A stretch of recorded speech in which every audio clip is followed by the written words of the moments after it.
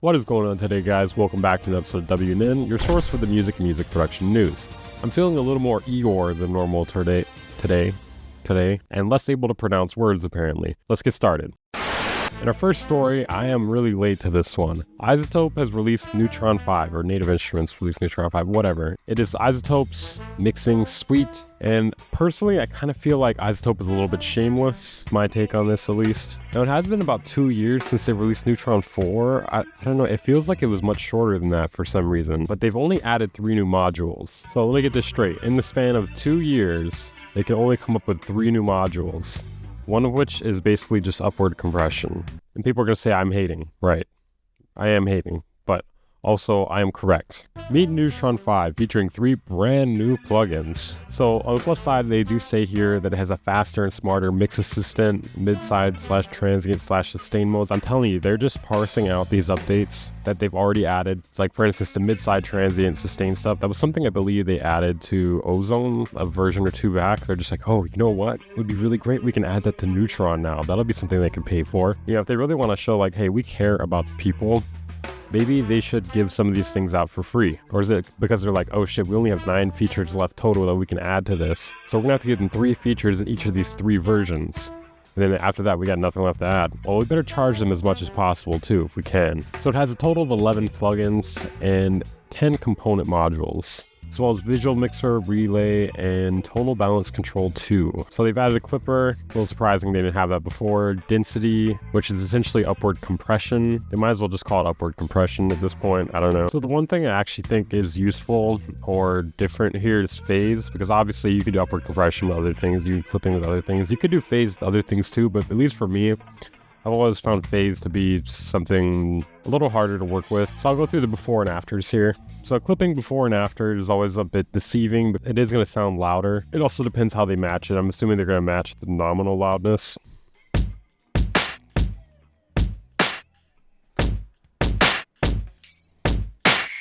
So that is some hard clipping for sure. I think they actually may have matched the LUFS on that one, and it wasn't blowing my eardrums out on the after. Okay, so here are the densities. So this is just upwards compression. Did it really not have this beforehand? I feel like a lot of iZotope's compressors had this option. Maybe it's a bit different somehow before. Vacant hearts led to believe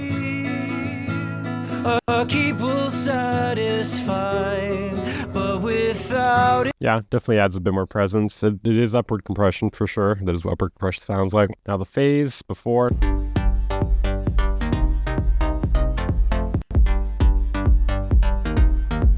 Yeah, this may actually be useful, especially if you're not an expert with phase. I know I personally am not. I usually don't fuck with that much. Now, they say they've improved the mix assistant a bit. They don't really say how they've improved it. Then they got the transient sustain and mid-side mode. I really think they're going to be checked out for version 6. So there's nothing left to really add for version 6. Maybe like improved reverb, you know, impulse response, or something. They're gonna have to actually make it mix 100% for you, like perfectly. That's the only way we're gonna be able to charge for version 6 at this point.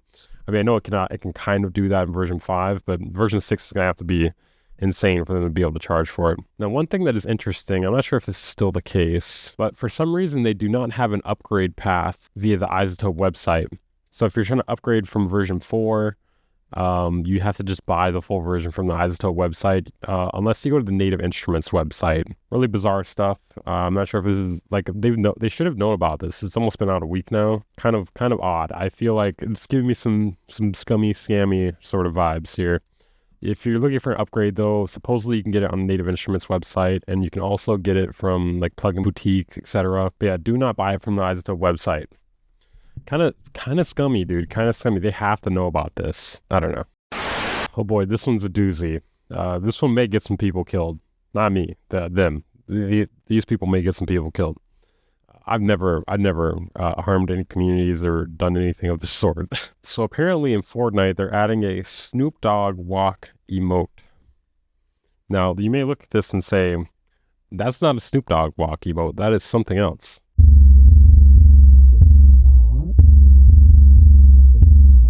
So yeah, we may see a bunch of kids who play FORTNITE crip walking. You know, maybe they might get jumped into Crips, maybe they might, or should I say, crumped into the Crips. I should be careful. I'm gonna get fucking killed for this. Anyways, just don't crip walk. Unless you're a crip, don't crip walk. That is the PSA of the day. In our next story, we have whatever the fuck this is.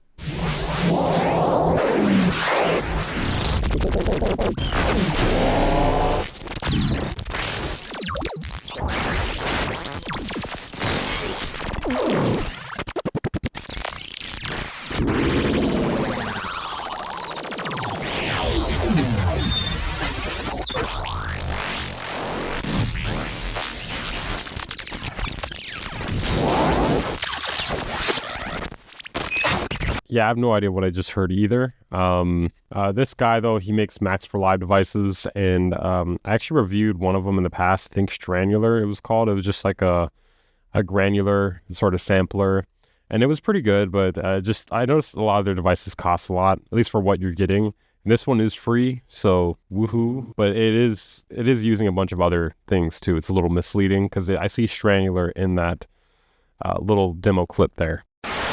In our next story, apparently Drake and Future are going to get back together. They're going to end their beef. Oh wait, it's fake news according to DJ AKADEMIKS. So we all know DJ AKADEMIKS here, the guy who's notorious for eating and drinking Hennessy. And more importantly, something I've been pointing out for a while now, also notoriously stretching his webcam output vertically to look less fat. Now, I'm not fat shaming here. I am webcam shaming here. All right, let's read the clip. Or watch the clip. Whatever. Spoken to extremely credible sources on both sides. And Drake and Future has not been on the phone. So, not too sure who gave Elliott Wilson the authority to say this. From what I hear, that is not true. That is 100% cap. Real quick self-promo here. Like the video, subscribe if you haven't. Also consider following me on Twitter and Instagram. I'm not sure how you pronounce this guy's name. I'm not sure if it's NASKO or NASKO. Apparently, he's releasing this plugin either later today or Monday.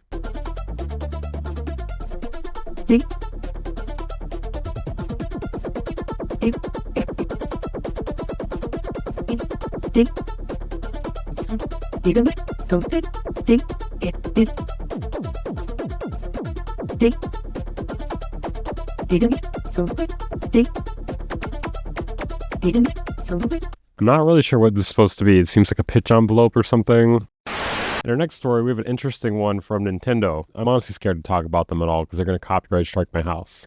I don't even know exactly what that means, but that's probably what they're going to do. So they've released a Nintendo Music app. Basically, it seems like Spotify, but for Nintendo Music only. And this may sound great to you if you think it's free. It is not free, though. It's only free if you already subscribed to the Nintendo Switch online service. But basically, it's Spotify for Nintendo Music. So on the plus side, you can now listen to the Legend of Zelda theme without it disappearing within a few days or without worrying about getting assassinated in your sleep. Like, oh, Spotify? Yeah, hold on, we got our own thing in store, okay? We got our own thing. To be fair, though, Spotify does, they don't pay shit. I just can't imagine users actually paying for this, exclusively for this, at least. I mean, I could see people paying for the Nintendo Switch Online thing and then using this as a bonus. Bro, it even looks like Spotify, too. Am I crazy, or does this look a lot like Spotify? I wouldn't be surprised if Spotify copyright strikes them.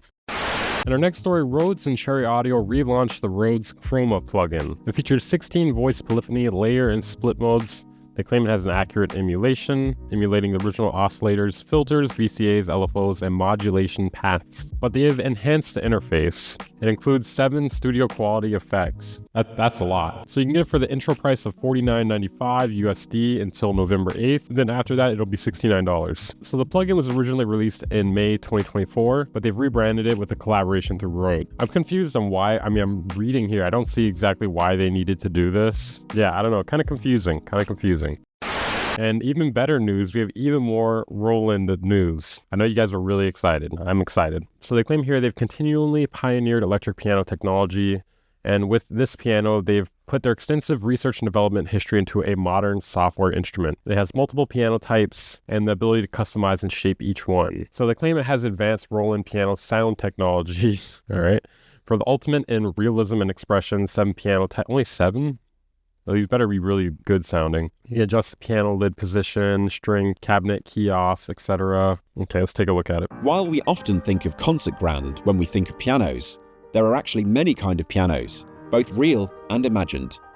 Earth Piano features 7 kinds of bass models that can be modified to taste. These include various flavors of concert grand pianos. I will say it does sound pretty good. The Session Grand is a balanced and versatile piano based on the groundbreaking V Piano Grand. Okay, so they're giving it more of a demo based on the sound of each one here, so that's kind of nice. The Artist Grand is pure American style, and it's perfect for jazz and instrumental music that call for rich, open chords and intimate voicings.